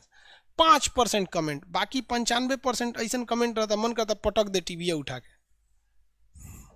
देखिए ये जितने क्वेश्चन पूछे जाते हैं ये संसद के जो सदस्य होते हैं, जिन्हें हम गैर सरकारी सदस्य कहते हैं, वो मंत्री से पूछते हैं। किससे पूछते हैं? मंत्रियों से पूछते हैं। मंत्री कैसे सदस्य होते हैं भैया? वो सरकारी सदस्य होते हैं, सरकारी सदस्य होते हैं। मान लीजिए कि अमित शाह जो हैं, अमित शाह के पास अभी क्या है? होम मिनिस्ट्री है, गृह मंत्रालय। मोदी जी कहेंगे आप गृह मंत्रालय मत देखिए, बीजेपी पार्टी को देखिए, क्योंकि अभी पार्टी का हालत ठीक ठाक नहीं चल रहा है, बहुत जगह से चुनाव में स्थिति सही नहीं है। तो गृह मंत्रालय अगर छीन लिया जाएगा तो क्या हो जाएंगे? वो एक नॉर्मल मंत्री, नॉर्मल सदस्य हो जाएंगे। तो इसमें कई टाइप के प्रश्न पूछे जाते हैं सब। उसमें सबसे पहला जो प्रश्न आता है कैटेगरी नंबर 1, उसे कहते हैं हम लोग ओरल प्रश्न, जिसे हम लोग कहते हैं तारांकित प्रश्न। ओरल प्रश्न या तारांकित प्रश्न, तारांकित प्रश्न। कैसे? तारांकित प्रश्न। ये कैसे पूछे जाते हैं? ओरल, मौखिक पूछे जाते हैं किसी भी मंत्री से। आप संसद में वीडियो वगैरह देखते होंगे तो जिसमें कई ओरल प्रश्न पूछे जाते हैं मंत्री से। कहा जाता है कि बताइए आपको मतलब ये डिपार्टमेंट इतना गड़बड़ क्यों है, तो मंत्री लोग वहां जाके जवाब देते हैं लोग। तो ओरल जब भी कभी प्रश्न पूछे जाते हैं तो उसे हम लोग क्या कहते हैं? तारांकित प्रश्न के नाम से जाना जाता है। तारांकित प्रश्नों में एक चीज का डिपेंड रखता है कि कितने क्वेश्चन पूछ सकते हैं आप। तो इसमें 2 चीजें मायने रखती हैं। एक, टोटल दिन में कितना क्वेश्चन पूछना है, और एक मेंबर कितना पूछ सकता है। तो एक जो सदस्य होता है वो कितने क्वेश्चन पूछ सकते हैं और पूरे डे में कितने क्वेश्चन पूछ सकते हैं। आपको पता है कि तारांकित प्रश्न जो होते हैं ये इजीली पूछ सकते हैं आप किसी भी मंत्री से, इससे ज़्यादा तामझाम नहीं होता है। तामझाम नहीं होने की वजह से अगर संख्या ज़्यादा कर देंगे ना तो फिर मंत्री से 20 बार क्वेश्चन एक को पूछते रहेगा। इसलिए कह दिया गया कि एक सदस्य 5 क्वेश्चन पूछेगा और दिन भर में मैक्सिमम 20 को क्वेश्चन का जवाब दिया जाएगा। एक दिन में मैक्सिमम 20 क्वेश्चन का जवाब दिया जाता है। कौन सा? ओरल का। यानी अगर आप देखेंगे तो एक सदस्य 5 पूछ सकता है। मान लीजिए एक को पूछ के बैठ गया, अगर एक को पूछ के बैठ जाएंगे सब तो 20 आदमी पूछ लेगा। और सोचो एक को 5-5 क्वेश्चन पूछेगा तो 4 को पूछ पाएंगे सब। इसको संख्या कम क्यों किया गया है? क्योंकि इसका आप कॉम्प्लीमेंट्री पूछ सकते हैं, यानी पूरक प्रश्न। पूरक प्रश्न को कहते हैं इंग्लिश में कॉम्प्लीमेंट्री। कौन सा क्वेश्चन पूछ सकते हैं इससे? कॉम्प्लीमेंट्री। मतलब कभी कभी क्या होता है कि कोई सदस्य ने सवाल पूछा और उस सवाल से वो संतुष्ट नहीं हुआ है तो उसे और कंप्लीट पूछने के लिए एक कॉम्प्लीमेंट्री क्वेश्चन पूछ देता है। क्या पूछ देता है? कॉम्प्लीमेंट्री क्वेश्चन पूछ देता है। जैसे आप ट्रेन में बैठे हैं या कभी जहाज में बैठे हैं और आप किसी बगल के आदमी से पूछें कि भाई साहब आप कहाँ के हैं, तो कह दिए कि हम लखनऊ के हैं। और आप भी अगर लखनऊ के हैं तो चौंक जाते हैं, कहते अरे लखनऊ के हैं। तो फिर आपने एक क्वेश्चन पूछ दिया कि आप कहाँ के हैं, तो कहते हैं लखनऊ के। और आप भी अगर लखनऊ के हैं ना तो फिर उससे एक पूरक क्वेश्चन पूछेंगे, लखनऊ के, लखनऊ में कहाँ, तो कहेगा गोमती नगर। अब पता चला गोमती नगर में आप भी रहते हैं तो पूछेगा अरे गोमती नगर में कहाँ, तो बोला गली नंबर 6, तो कहे गली नंबर 5 में तो हम रहते हैं। तो किसी क्वेश्चन से रिलेटेड उसे और कंप्लीट जानने के लिए या फिर उसे और स्पष्ट करने के लिए जो क्वेश्चन पूछे जाते हैं उन्हें कहा जाता है पूरक प्रश्न या कॉम्प्लीमेंट्री सवाल पूछे जाते हैं। समझ में आ गया? संसद की कार्रवाई में पहला घंटा प्रश्नकाल होता है। इसमें प्रश्न पूछे जाते हैं। इसमें कोई भी प्रश्न पूछने से पहले आपको 10 दिन पहले उसकी सूचना महासचिव को देनी होती है। मंत्री इसका जवाब देते हैं। अगर ओरल जवाब दिए तो उसे कहा जाता है तारांकित, और अगर ओरल नहीं दिए तो उसे कहते हैं अतारांकित। अब ये जो रिटन जवाब चाहिए उसे अतारांकित कहते हैं। बहुत सी चीज़ों का जवाब रिटन चाहिए होता है, जैसे जीडीपी का ग्रोथ रेट कितना है, हर महीने जीडीपी मान लीजिए जून में क्या थी, जुलाई में क्या थी, अगस्त में क्या थी, तो मंत्री को इतना याद थोड़े रहता है। वो अपने डिपार्टमेंट के अधिकारियों से कहेगा कि भैया ये सारा जवाब लाओ। तो एक होता अतारांकित, अतारांकित इसे कहते हैं रिटन में चाहिए, रिटन में जवाब चाहिए। अब एक बात बताओ भाई, अगर आप रिटन में क्वेश्चन पूछे हैं तो रिटन में जवाब भी तो आएगा। ऐसा थोड़ी है कि आप रिटन में सवाल पूछेंगे तो ओरल वो जवाब देगा। ये जवाब कैसे पूछे जाते हैं? रिटन में पूछे जाते हैं। अब रिटन में पूछने से पहले कितने दिन पहले आपको सूचना देना है? 10 दिन पहले आपको सूचना देना है कि जीडीपी का ग्रोथ रेट बताइए, किस बैंक में कितना पैसा जमा है। जैसे किसी ने पूछ दिया कि पीएनबी में कितना पैसा जमा है, तो ये सब सवालों के जवाब ईजी होते हैं, पीडीएफ के रूप में सबको दे दिया जाता है। लो भैया, जिसको जिसको जानना है जान लो, लो पीडीएफ के रूप में। तो इसमें रिटन पीडीएफ दे दिया जाता है।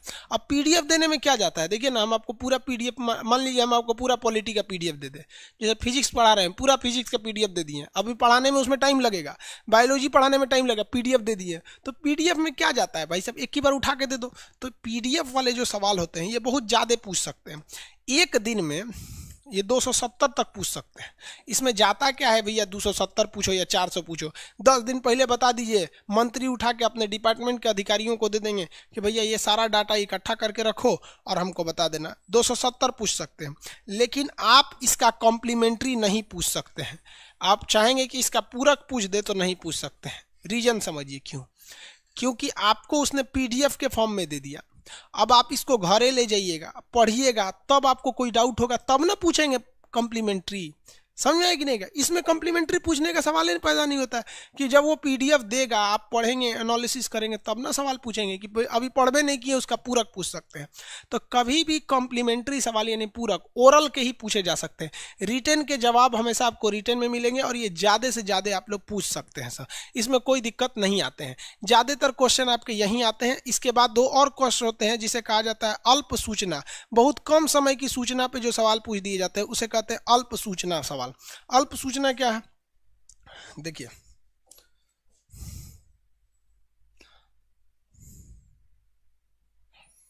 बी नंबर आएगा ना, बी, सी नंबर।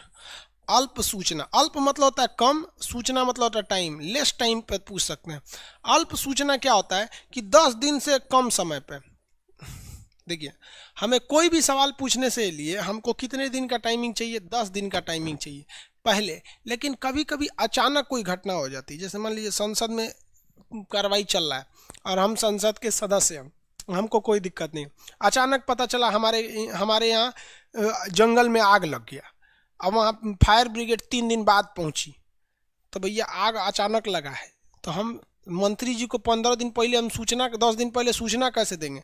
तो इसमें क्या है कि 10 दिन से कम समय में ही सूचना देकर महासचिव से कह सकते हैं कि बताइए पर्यावरण मंत्री से हमको ये सवाल पूछना है कि जंगल में आग लगा है, 3 दिन बाद फायर ब्रिगेड पहुंची, अभी तक आग नहीं बुझा, क्या व्यवस्था करके रखे हैं आप, मंत्री हैं, बताइए। तो जब कभी कोई इमरजेंसी वाले सवाल पूछने हैं आपको और आपको अचानक वो घटना हुई है, तो ऐसे सवाल को हम अल्प सूचना सवाल कहते हैं और इसका जवाब हमें ओरल ही मिल जाता है। इसका जवाब कैसे मिल जाता है? ओरल। और इसका आप पूरक भी पूछ सकते हैं, क्योंकि पूरक का मतलब ये होता है कि ओरल सवाल हो सकते हैं। ये समझ में आ गया? ये जितने सवाल पूछे जाते हैं ये सब के सब जवाब, सवालों के जवाब कौन देते हैं? मंत्री देते हैं। कौन देते हैं? मंत्री देते हैं। मंत्रियों से कितने तरह के सवाल? ओरल पूछे तो तारांकित, रिटन पूछे तो अतारांकित, इमरजेंसी वाला सवाल पूछे तो अल्प सूचना। जरा एक बात बता भाई लोग, यहाँ देखिए, ये लोकसभा है, ये राज्यसभा है। राज्यसभा में 245, लोकसभा में 545। इसमें से कितने मंत्री होते हैं? अधिकतम संख्या 15 है, 15% है। मान लिया कि 20 गो मंत्री हैं, 20 तो क्या है? मंत्री हैं। तो सरकारी सदस्य तो 20 ठोना है। इधर से मान लीजिए राज्यसभा से 5 गो इधरों से मंत्री हैं सब, 5 तो इधर से मंत्री हैं सब। तो क्या देश में विकास का काम केवल इन्हीं मंत्रियों का है? जो इधर बच गए सब 545 में से 20 ठो घटा देंगे तो 525 बच गया सब, इन सब का कोई जिम्मेदारी नहीं है? इधर जो 200 मान लीजिए 245 में से 5 घटा दी 240, इन सब की कोई जिम्मेदारी नहीं है। ये अपने क्षेत्र में काम नहीं करेंगे। सांसद का काम होता है कि अपने एरिया में सड़क बनवाए, तालाब बनवाए, बिजली को देखे। तो केवल मंत्री का काम थोड़ी, मंत्री पूरा डिपार्टमेंट देखता है। जैसे मान लीजिए कि हम पटना के सांसद हो गए, सपोज कीजिए हम पटना के सांसद हो गए, तो हमारा काम है कि पटना में देखें कि सड़क ठीक से है कि नहीं है। अगर सड़क ठीक नहीं है तो हम जाके वहाँ मंत्री से कहेंगे, सड़क परिवहन मंत्री से, कि हमारे पटना में सड़क ठीक नहीं है, आप बनवाइए। मंत्री बनवाएंगे। तो मंत्री का काम है पूरे लोगों, पूरे देश को देखना। अकेले कैसे देख सकता है? तो जितने सांसद लोग हैं, लोग उसको आके बोलते हैं हमारे यहाँ सड़क बना दीजिए, हमारे यहाँ आके सड़क बना दीजिए। तो वैसे ही कहा गया है कि भाई मंत्री लोग के अलावे सांसद का भी काम है। तो उसे कहते हैं गैर सदस्य से पूछा गया सवाल। गैर सदस्य से पूछा गया सवाल, इसमें हम किससे पूछते हैं? वैसे सदस्य से पूछते हैं इसमें सवाल जो मंत्री नहीं है। मंत्री नहीं रहता है तो उसे गैर सरकारी सदस्य कहा जाता है। तो गैर सरकारी सदस्य से पूछा जाने वाला सवाल, तो इसे हम क्या कहेंगे? गैर सरकारी सदस्य से पूछा जाने वाला सवाल। गैर सरकारी मतलब जो मंत्री नहीं है, गैर सरकारी सदस्य से पूछा जाने वाला प्रश्न, पूछा जाने वाला प्रश्न। समझ में आ गया कि नहीं? अब इसमें आप किसी से पूछ सकते हैं, गैर सरकारी सदस्य से, किसी गैर सरकारी सदस्य से पूछ सकते हैं कि आप क्या कर रहे हैं अपने एरिया में। तो हमारा अधिकार है कि हम मंत्रियों से पूछें और गैर सरकारी सदस्य से भी पूछ सकते हैं। ज़्यादातर सवाल मंत्रियों से ही पूछे जाते। समझ में आ गया? संसद का पहला घंटा हो गया, सारा कांड इसी में हो गया, सवाल पूछ दिए लोग। पूरा जितना सवाल पूछना है पूछ सकते हैं इसमें। अब आते हैं संसद के दूसरे घंटे की ओर। संसद का दूसरा घंटा होता है 11 से तो 12 वो हो गया, 12 से 1, इसे कहते हैं 0 आवर या शून्यकाल। ये नाम हमारे मीडिया वालों ने रख दिया, शून्यकाल। ऐसा कोई काल नहीं है, शून्यकाल है।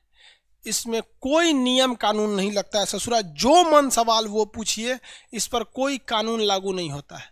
इसी में सारा हंगामा होता है। सारे के सारे हंगामे किस में होते हैं? शून्यकाल में होते हैं। कोनो क्वेश्चन पूछ देगा, मुर्दाबाद मुर्दाबाद करने लगेगा, कुर्ता फाड़ देगा, जाके तो स्पीकर का माइकवा छीन लेता है, हल्ला क्या कर रहा है तुम यहाँ पर। उल्टा सीधा जितना कांड होता है सब किस काल में होता है? शून्यकाल में। पहला घंटा 11 से 12 प्रश्नकाल, 12 से 1 शून्यकाल। ये है भैया आपका प्रश्नकाल और ये है भैया आपका शून्यकाल। प्रश्नकाल और शून्यकाल समझ में आ गया? ये जरूरी है, इसमें कई टाइप के प्रश्न हो जाएंगे। ओरल पूछेगा तो तारांकित, रिटन पूछेगा तो अतारांकित, और अगर मान लीजिए आपसे यही पूछ दिया आपका अल्प सूचना आधार पर पूछ सकता है, गैर सरकारी सदस्य से सवाल पूछ सकता है। इसमें तो कोई नियम कानून नहीं लगता। 2 घंटा चिल्लाएगा सब, 300 को लग जाता है भूख लगने के बाद इनको कैंटीन सुविधा है, फ्री में, मतलब 25 रुपया दीजिए और जितना मन खाना है खाइए, जो आइटम आप बोल दिए उस कैंटीन में उपलब्ध है। तो तीसरा जो घंटा होता है 1 से 2, ये क्या होता है? लंच का होता है, लंच होता है।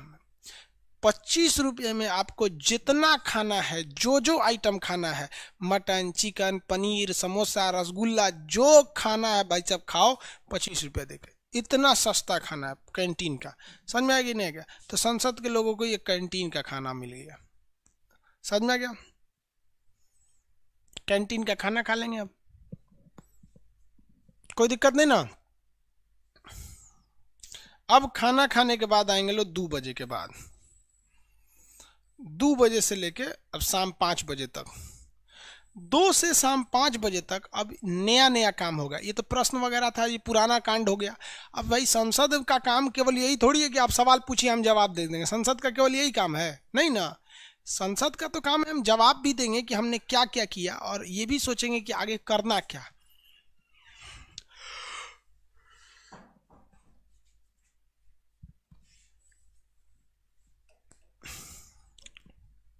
देखिए इत्मीनान से समझिए, बड़ा कॉम्प्लिकेटेड हो जाता है संसद वाली टॉपिक। पहला घंटा का नाम बोलिए, प्रश्नकाल। कितने बजे से? 11 से 12। कौन सा काल? प्रश्नकाल। जितना मर्जी उतना सवाल पूछे थे लोग, कई टाइप के सवाल।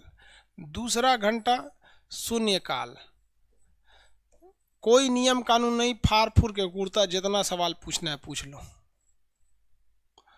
तीसरा चीज 1 से 2 लंच हो गया, अड़च के खाइए पूरा लंच में। चौथा चीज 2 बजे से लेके बाकी का टाइम पे जो 6 बजे तक टाइम होता है, बेसिकली 4 बजे तक ही लोग काम थे। इसमें क्या लाते हैं लोग? विधेयक लाते हैं, विधेयक या बिल ले आते हैं। विधेयक लाते हैं या कोई प्रस्ताव लाते हैं, या फिर इन दोनों टाइमिंग में जो सवाल रह गए हैं उसमें बचे हुए प्रश्न पूछे जा सकते हैं। बचे हुए क्या पूछे जा सकते हैं? प्रश्न को पूछे जा सकते हैं। तो मेनली अगर आप देखेंगे तो कहेगा कि संसद का लंच से पहले, आप जब स्कूल में पढ़ते होंगे तो कुछ पीरियड्स तो हो गए वो लंच के पहले पढ़ा दिए जाते थे और कुछ लंच के बाद क्लास चलते थे, तो ऐसे क्लास चला करते थे। तो जितने भी सवाल पूछने हैं वो लंच से आपको पहले पूछ लेना है, लंच से पहले सवाल पूछिए। और जो संसद में आगे का काम होना है, क्या क्या काम करना है या कोई विधेयक लाना है, तो वो आप लंच के बाद आप विधेयक लेके आइए। लंच के बाद क्या लाइए? विधेयक लाइए। जैसे मान लिया कि अमित शाह ने विधेयक ला दिए या फिर सरकार ने कोई विधेयक लाया कि अब कोई भी सरकारी नौकरी नहीं निकलेगी, जितने भी गवर्नमेंट जॉब है अब नहीं निकलेगी, सारा गवर्नमेंट जॉब को ख़त्म कर देना। अभी बताइए, जैसे ये प्रस्ताव लाएंगे लोग, विधेयक लाएंगे कि गवर्नमेंट जॉब को खत्म करना, हंगामा हो जाएगा। ओ हाँ हाँ, मार धार, मुर्दाबाद मुर्दाबाद, पूरा संसद में हंगामा हो जाएगा। अध्यक्ष शांत कराएंगे लोग, शांत हो जाइए शांत हो जाइए, नहीं शांत होंगे तो भगवा देगा। राज्यसभा से भी यही होगा। अब अगले दिन जब प्रश्नकाल होगा तो प्रश्नकाल में तो नियम कानून लगता है, शून्यकाल में कोई नियम कानून नहीं लगता, फिर हंगामा होने लगता है। तो ऐसा नहीं है कि कोई भी विधेयक लाया जाता है तो उसे आसानी से स्वीकार कर लिया जाता है। जैसे 370 हटा था तो वो तो खैर देश के लिए ज़रूरी था, इसलिए आराम से पारित हो गया। लेकिन सीएए में बहुत दिक्कत हुआ था, सबसे ज़्यादा दिक्कत हुआ था जीएसटी में। अजीब टाइप का कानून है, फालतू एकदम, मतलब फालतू तो नहीं है, अच्छा भी है, लेकिन इसमें अजीब सी चीज़ को रखा गया। एक और सरकार कहती है कि हमें शिक्षा को बढ़ाना है, सबको शिक्षित बनाना है, और शिक्षा पे इन्होंने ठोक दिया 18% जीएसटी, और मोबाइल पे भी 18% जीएसटी है। मतलब जो इंटरटेनमेंट का चीज़ है, सिनेमा घर पे भी 28% है, जो इंटरटेनमेंट का चीज़ 18% है, मोबाइल पे भी 18% है, और ससुरा पढ़ाई लिखाई पे भी 18% है। इसलिए हर चीज़ें महंगी हो जाती है यहाँ पर। तो कम से कम शिक्षा में टैक्स को कम करना चाहिए। आप स्टूडेंट्स की भी टैक्स कम हो जाती है, जितना % होता है यहाँ पर ये जीएसटी वगैरह, तो कम करेंगे तो फीस भी कम हो जाएगा।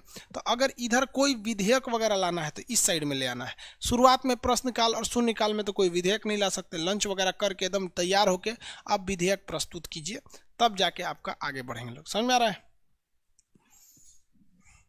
कोई दिक्कत इन लोग को?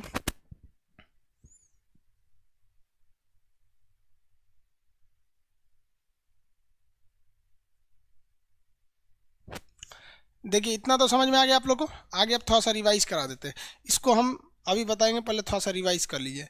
विधेयक तो टोटल संसद की समितियां बता दिए थे। सबसे बड़ी समिति जो थी उसमें संसद की प्राक्कलन समिति थी। यहाँ पे काल वगैरह सब समझा दिए आप लोग को। अब हमको समझाना है प्रस्ताव या विधेयक। प्रस्ताव और विधेयक ये दो चीज में बताना है। विधेयक कब कानून बन जाता है, प्रस्ताव कौन कौन से होते हैं, इसमें आपको बता रहे हैं। ध्यान आकर्षण प्रस्ताव क्या होता है, ये फिर आपका कार्य स्थगन प्रस्ताव क्या होता है, गुलेटिन प्रस्ताव क्या होता है, निंदा प्रस्ताव क्या होते हैं। ये प्रस्ताव से सवाल आते हैं सब, कौन कौन सा प्रस्ताव है। फिर विधेयक से सवाल आते हैं सब कि विधेयक हो जाता है। जैसे जीएसटी में देखेंगे तो 101वां विधेयक, 122वां संशोधन, इस तरह से करके दे देते हैं सब। तो ये चीज़ें आपको अलग से बताएंगे, तो इसकी चर्चा हम कल करेंगे। आज के लिए इतना ही।